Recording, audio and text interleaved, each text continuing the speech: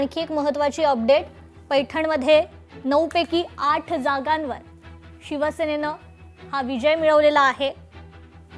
एका जागेवर ठाकरे सेनेनं विजय प्राप्त केलाय। पैठणची ही अपडेट आपण पाहतोय। शिवसेनेची एक हाती सत्ता पाहायला मिळते। भुमरे पिता पुत्रांचा हा खरं तर वरचष्मा पाहायला मिळतोय पैठणमध्ये। पुन्हा जाऊयात आपले प्रतिनिधी सचिन बडे यांच्याकडे। सचिन, काय अधिकची अपडेट?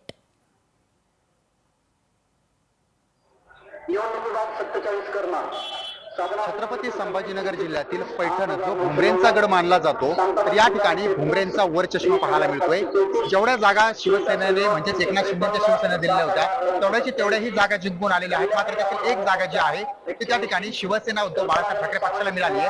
मात्र भाजप त्या ठिकाणी खातं खोलण्यासाठी असमर्थ ठरलेला आहे। म्हणजेच त्यांनी या ठिकाणी कोणतीही जागा जिंकलेली नाहीये। अशामध्येच पैठण जो गड आहे भुमरेंनी तो कायम ठेवलेला आहे। तर दुसरीकडे छत्रपती संभाजीनगर जिल्ह्यामध्ये जिल्हा परिषदेचा जर निकाल पाहायला गेला तर या ठिकाणी भाजप मोठा भाऊ झालेला आहे आणि शिवसेना एकनाथ शिंदे यांचा पक्ष जो आहे तो छोटा भाऊ या ठिकाणी ठरलेला आहे। म्हणजेच एक खातं खोलण्यामध्ये आणि या ठिकाणी विजय राहण्यामध्ये भाजपला यश प्राप्त झालेलं आहे। आणि त्यासोबतच भाजपने या ठिकाणी बोलून दाखवले की आता आमचाच महापौर बनणार आहे। त्यामुळे भाजप म्हणजे छत्रपती संभाजीनगरमध्ये आणि महानगरपालिकेनंतर छत्रपती संभाजीनगरमध्ये हा एक विजय जो आहे तो कायम ठेवलेला आहे। तर दुसरीकडे आता जल्लोष सुरू झालेला आहे, जल्लोष केला जातोय। आपण माझ्या मागे पाहत असाल तर या ठिकाणी निश्चितच सचिन, मुद्दा लक्षात येतोय। तुर्तास धन्यवाद आपण दिलेल्या या अपडेट संदर्भात।